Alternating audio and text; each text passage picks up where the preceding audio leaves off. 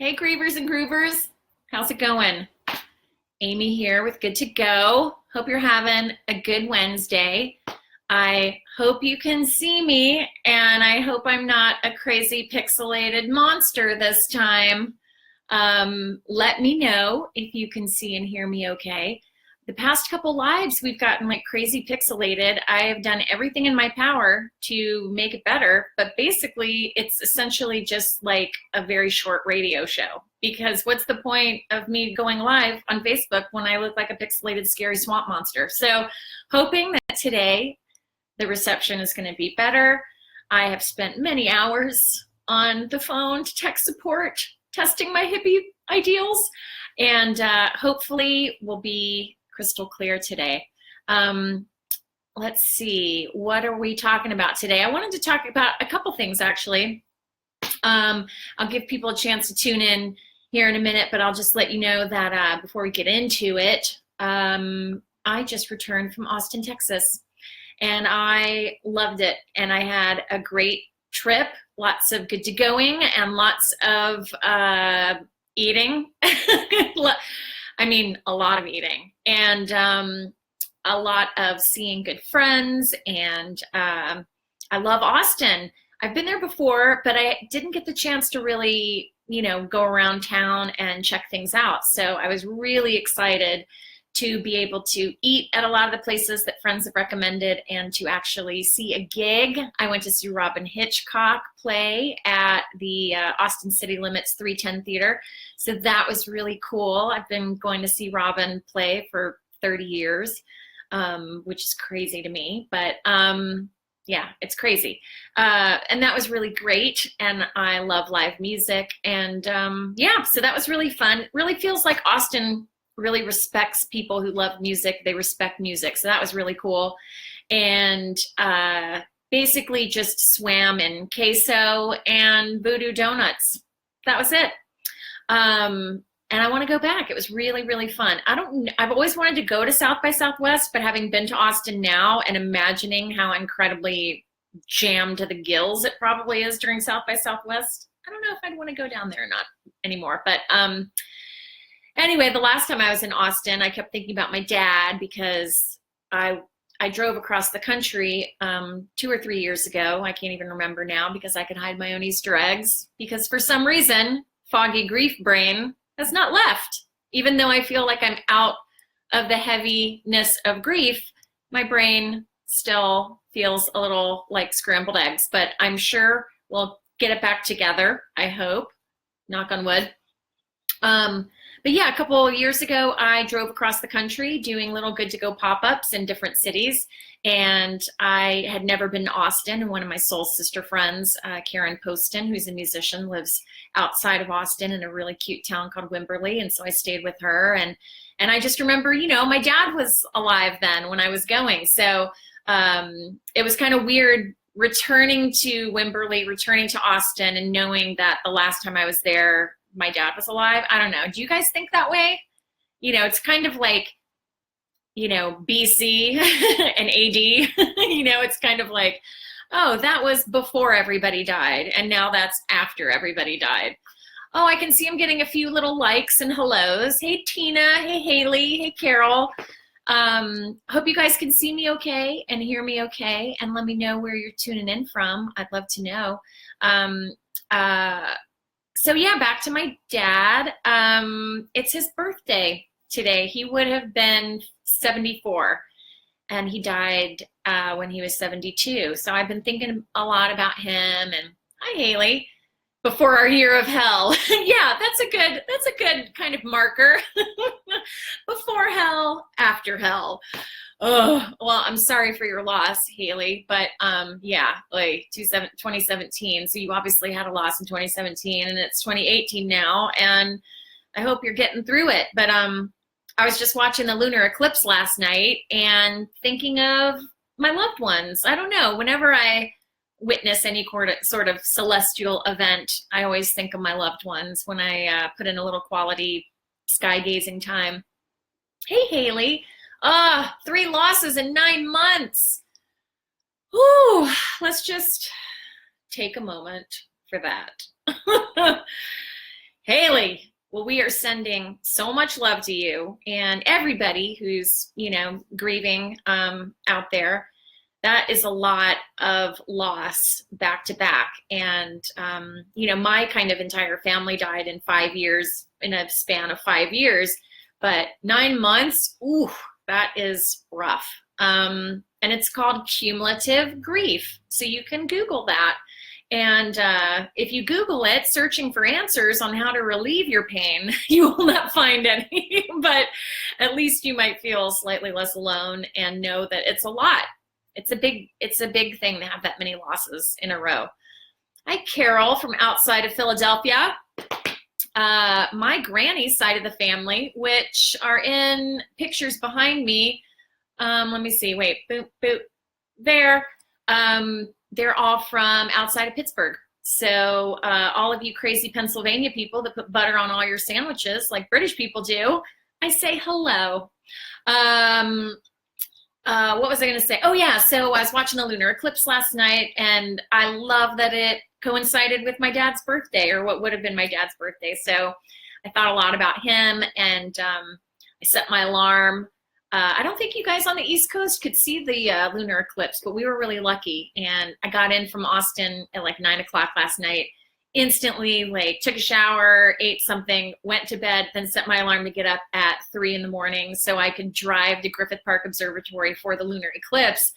And I dragged myself out of bed because I was so tired from traveling all day. And lo and behold, I looked out my living room window, which is right here, and I could see it fully. So I didn't have to go to Griffith Park Observatory. So I just hung out in my pajamas and watched the eclipse, got my dad's binoculars out, and it was amazing. I loved it. It was really, really fun. So I was wondering if you guys saw the lunar eclipse at all, but it started me thinking about, the phases of the moon and phases of grief. And, the famous phases of grief, which kind of a lot of people know, anger, denial, acceptance, bargaining, all those things. But, I kind of have my own phases of grief, which is, laying down a lot.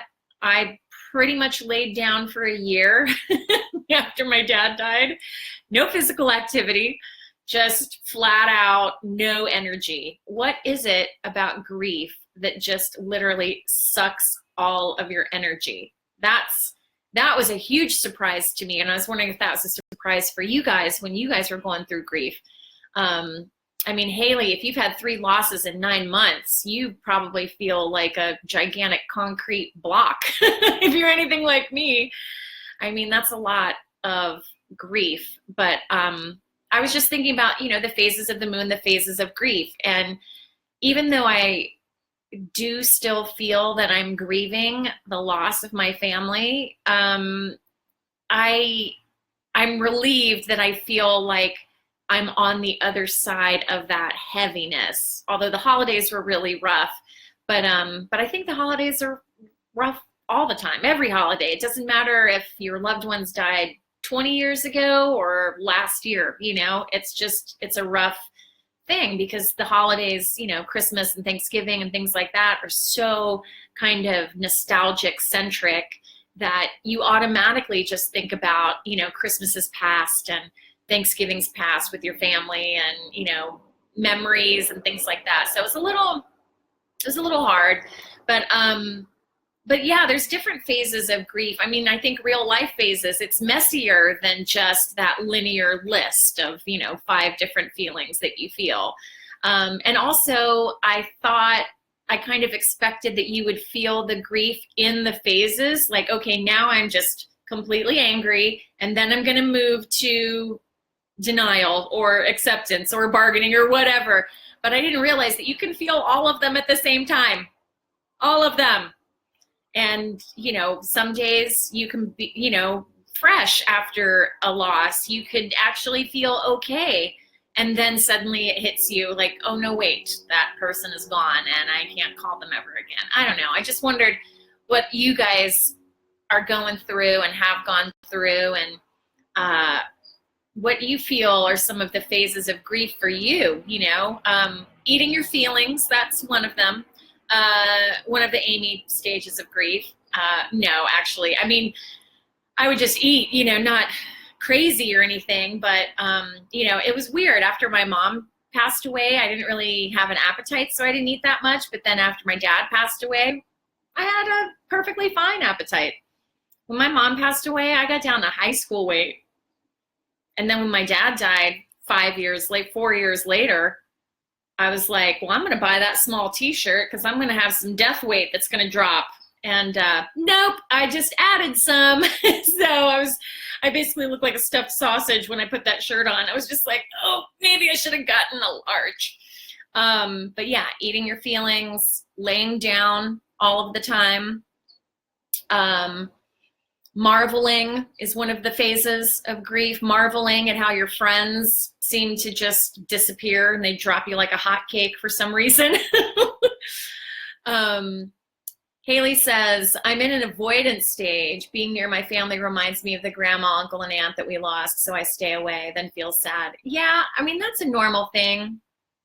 It is hard to be, for me, it was a place, being in my hometown where, I grew up with my mom and my dad and my granny and everybody, and going past all of the places that I grew up with, so I can understand that, but try not to feel sad about staying away from the family, and just, if you feel comfortable, I would just let them know and just say, you know what, it's kind of painful right now, but I definitely am going to circle back around. But, I reached out to all my friends and said, look, love is the only thing that's going to get me through this. So let's hang out, check in with me, call me, text me, invite me out. If you're having a holiday dinner or something, please invite me over. I might not come, I might just want to be alone, but it would be nice to have the invitation and for people to think of you, Hi, Bob. Bob says, I found myself buying foods that my mom and dad used to like. Yes, I know. It's so true. So true. I got some Cheez-Its at the store today because it's my dad's birthday and that was the dad's snack. And I thought he would approve. I don't really like Cheez-Its, but I thought I will eat a Cheez-It in honor of dad. He would like that. That and a bottle of Pepsi. But yeah, it's so cute though. You definitely connect to your parents through your favorite things. Marbling. Uh-oh, does this mean the camera is going crazy again? Does this mean we're pixelized? Can you guys see me okay? I'm sure you can hear me okay, but can you see me okay? Haley says, somehow my grandpa is doing the best of us all. He's been the strongest. Oh, well, maybe it's because he's seen a lot of loss and, he can understand it better. But man, cling to grandpa. Like, grandpa, what are your tips? Lay them on me. Oh, bless him. Bob says, pretzel sticks and Lipton onion dip. Oh my God, the Lipton onion dip that all mothers make. Tasty. I like it. Oh, marveling. Oh, that's right. Marbling. Okay. I thought he meant the picture was going crazy. No, marveling, not marbling. Although, is marbling a thing? Could we make it a thing? I'm not sure. But how do you guys, I want to know, so we're connecting through, with our loved ones through their favorite things. And that's what I love about Good to Go, is that the paperwork and the departure file, it's not just a history of your bills and stuff, but it's a history of your joy. What are your favorite movies and your favorite foods and your favorite travel destinations and your favorite books and, your favorite music and things like that. Because I don't know, Haley or Carol, if you guys kind of connect with your loved ones through their favorite things, and if so, what are those favorite things? I don't know. I just feel like once that kind of physical, earthly connection is gone, we have to figure out other ways to maintain the relationship. And I didn't understand after I experienced loss when people said, your mom is still going to be around you, but just in a different way. So your relationship evolves in a different way. And I just thought, well, how is it going to evolve if they're dead? But then as time went on and I started experiencing signs and inexplicable cosmic coincidences and things like that. And then I started kind of talking to my loved ones. I mean, not like, you know, someone pushing a shopping cart down on Santa Monica Boulevard, but, you know, just kind of giving a shout out to the spiritual support team here and there. So, you know, I could finally understand how the relationship does evolve. And I do believe that our loved ones are around us, just in the next dimension. And so it is good to kind of think of them and let them know that you're thinking of them. I think they hear it. And I was thinking a lot about my dad last night watching the lunar eclipse. And then I ended up going to bed about 5:30 in the morning, or right before the sun came up, because the moon was setting and I couldn't see it anymore. And I had a really lovely dream about my dad, you know, and I kind of believe that he kind of, you know, decided to visit for his birthday just for a little bit. Haley says, my family has started taking on grandma's recipes. It has been a sweet thing to come together for family meals and enjoy her food. Ooh, what's your favorite grandma recipes? I mean, is there anything better than grandma cooking?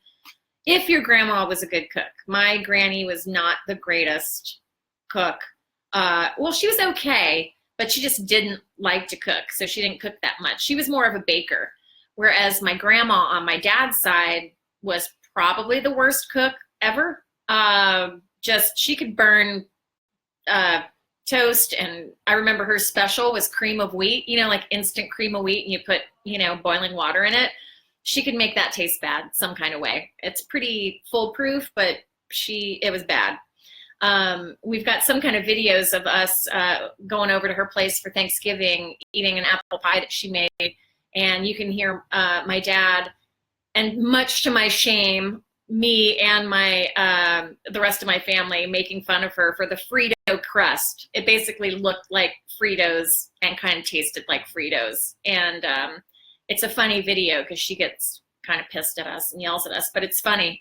We all meant it in love. We all complained about the Frito crust in love. Ooh, red velvet cake. I love it. But yeah, I always feel close to my mom and granny when I make their recipes. That's awesome. Bob says, when I would have decisions to make, I would often hear my dad's voice in my head as if he was guiding me a little. Absolutely. And I do believe that when we, you know, give it up to the dead rellies, that we'll get an answer. Now that could just be our gut or our instinct, but I do feel that they're helping us, you know, decide. And I mean, that's what parents do, if you're lucky, you know, is, you know, give you advice and, you know, just, you can learn from what they do and in their life. And so I love that, you know, when you have to make a decision, that you kind of think about your dad and you feel like he's helping you decide. I do that all the time. I love that. Carol says, I show my granddaughter photos of my parents and grandparents. They've all passed away long before her birth, and tell her stories about them. I love that. Handing down the family legacy through pictures and stories. That's another thing in the end of the Good to Go booklet, the Advanced Death Care Directive that I wrote. You know, it's not just your favorite things, but it's also memories. It's like, what are some of your memories of your childhood, or the memories of your grandparents and parents? And, you know, what words of comfort would I give you if you're grieving my death? And what allowed me to get through my grief when I lost my loved ones, you know, because if my mom would have filled that out after she died, it would have really helped me to know how she coped with her dad dying and her relatives dying. Sadly, I didn't create Good to Go when my mom passed away, but I created it because of what I went through after my mom and my granny passed away. So I love that you're passing along stories. And, you know, I had a friend that made like a little scrapbook with different stories, and then like cut out pictures of magazines to kind of illustrate the story when she didn't have photos to back it up. So that was a really creative, fun thing to do for her kids. I love that. And Haley says that her cousin has nailed grandma's lasagna. Well, when are we coming over? That's what I want to know. That is the best. I nailed my mom's tart cherry pie and pecan pie. I definitely can bake as good as my mom. I can't quite cook as good as my mom could, but I'm trying. It just takes practice. That's what she would always say. It just takes practice. And I'd say, well, give me your recipe for this, or give me your recipe for chicken and noodles or this. And she'd say, well, I don't know. I just throw it together. I'm like, that's not helping. I don't know how to throw it together. Haley Clark says next Sunday. Okay, everybody over at Haley's, the cousin's making the grandma lasagna. I'm in. Lasagna, and it's 4:30 and I haven't eaten yet, so I'm really hungry. That sounds so good, Haley. I love it. What else was I going to talk about? Oh yeah, so I wanted to know, what do you guys do, or do you celebrate your loved ones' birthdays? I know that the death anniversary always is kind of a heavy one, and it's always in the back of your mind. But I want to know what kind of stuff you do, if anything, for your loved ones' birthdays. Do you celebrate at all? Do you light a candle? Do you, eat their favorite foods? I mean, like I went and bought some Cheez-Its and I'm going to have a bottle of Pepsi. And then if the Reds were playing, the Cincinnati Reds were playing, I would watch them and yell at them, just like my dad. I like to yell at people from the safety of my own couch, just like Dad, just keeping the tradition strong. No, but I mean, I think it's important, and I think that they can tell when we are thinking of them and when we celebrate them on their birthdays, and I think it's just as important. Just for me personally, I just wonder if you guys feel the same, to not just celebrate the death anniversaries, not celebrate, but you know what I mean, commemorate, I should say, but also celebrate the birthdays or anniversaries. I think it's important. Okay, so we're gonna wrap up here in a minute. I've got a few public service announcements to give. If you live in or around Los Angeles, we're going to start having monthly Good to Go parties at a yoga studio in Silver Lake, and it's called Still Yoga. And stay tuned to the Facebook page that you're on now, and you'll have all the details, because I'll make the different events. We're going to do it once a month, and then this month, February, which is starting tomorrow, we're going to have like a little informational gathering. It's going to be free, because normally if you have a Good to Go party, or if I do a Good to Go workshop, you have to pay. So this one is going to be free, and we're just going to talk about what Good to Go is all about and why advanced planning is so important to do while you're young and healthy. If you're 18 and live away from home, you need to get your advanced planning done. You need to talk about your wishes. You need to share them with your loved ones. You need to write them down. And I always say it's for ages 18 to 108. So we're going to have a free kind of informational hang and talking about advanced planning. And then the month after that, we're gonna have actual workshops that you can attend. So bring your peeps. And stay tuned to the Good to Go Facebook page, and you'll find out when those events are. Carol says, I love your Beatles pillow. Thank you. I love Paul. Oh, wait, Paul. Coochie, coochie, coo. Paul's my musical boyfriend. Who's your favorite Beatle? Haley says, we celebrate. Oh, that's awesome. For 20 plus years, we've had a party for my aunt, and she has passed, and we've done dinner and drinks and gotten together and shared stories. That's so great. And when I went to Austin, I went there because one of my mom's best friends, Maggie, who we did a Qigong, we went live together and did a little Qigong exercise for grief. So that's a little 15-minute video if Haley, if you want to check that out. Hi, Beth. You've joined, and we're getting ready to leave in minutes. But anyway, thank you for joining us. And Carol says, I still grieve the loss of John and George. I know. I follow this page on Instagram called That Eventuality, and it's all about George Harrison. And every day he posts a picture and then like a beautiful quote of George, or a beautiful quote by someone about George. And it really feels like he's still around, And I listen to the Beatles music all the time, once a week, I guess, or more, at least once a week. And they are still around, and that brings me comfort that their music is just going to be around forever. But the most recent that I saw Paul in concert was at Madison Square Garden when I was in New York in September, and that was amazing. I was in the nosebleed seats, and I had to harvest an organ to afford a ticket, but you know what? It's worth it. The Beatles, come on, man. But I love that you love the Beatles. My whole place, God forbid if anyone, if Ringo or Paul came over to my apartment, came over to the rock pad because it's covered in Beatles stuff, they would probably think I was mentally ill. But in my defense, when you like the Beatles, that's an easy thing for people to give you as a gift, whether it's birthday or Christmas or whatever. And so people just give me Beatles stuff all the time. Now, granted, I did buy the pillowcases myself, but they're cool. Who doesn't want to lay their head on a Beatle? And I can neither confirm nor deny that I have a Beatles bedspread. We'll quickly move on from that. But Carol says, you saw the Beatles in concert 3 times. Oh my gosh, were they singing to you? I love that. That is amazing. I wish I could have seen the Beatles. I wish I could have seen George and John live. I've seen Ringo and his all-star band a couple times, but and their In My Life song is on the Good to Go Death Theme soundtrack that I play at Good to Go parties. So yeah, I'm a huge Beatles fan.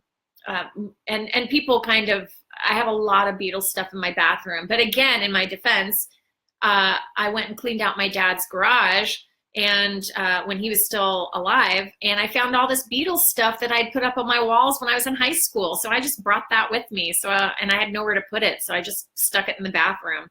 No, I'm not going to go live from my bathroom. Although I could, it'd be fun. There's lots of Beatles stuff in there. But anyway, I could talk about Beatles for 900 hours. But I want to say, if you guys could come visit me on Instagram on Good to Go Peace, and I'm on Twitter. And all the new announcements with all the good, fun, exciting, good to go stuff for 2018 is going to appear on the Facebook page that you're on right now. So stay tuned.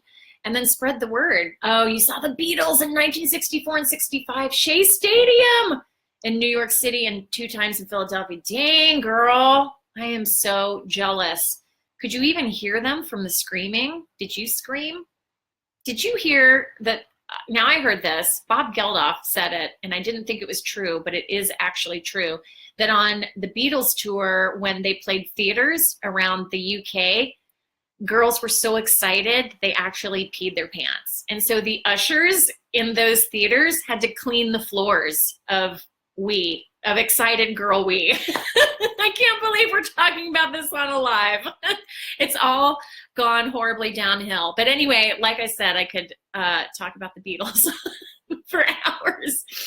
Anyway, I digress. I want to thank everybody for tuning in. Haley, Carol, Beth, Bob, and anybody else that I forgot, and for sharing your stories. And I really do feel it's important to remember our loved ones and to keep communicating with them, and they're around us and they want the best for us, and that's really comforting to me, I believe, anyway. So stay tuned next week, next Wednesday, and we're going to go live again for all the Grievers and Groovers at 4:30, and thanks for tuning in. Okay, I hope you guys have a great rest of your week, and yeah, just sending you all kinds of love. Okay, take care, you guys. Talk to you later. Bye.